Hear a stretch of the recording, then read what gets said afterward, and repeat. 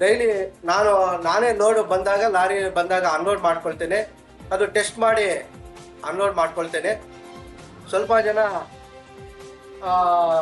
ಬೇರೆ ಥರ ಡೀಸೆಲ್ ಸರಿ ಇಲ್ಲ, ಪೆಟ್ರೋಲ್ ಸರಿ ಇಲ್ಲ ಅಂತ ನಮ್ಮ ಮೇಲೆ ಆಪಾದನೆ ಬರ್ತಾ ಇದೆ ಅಲ್ಲಲ್ಲಿ.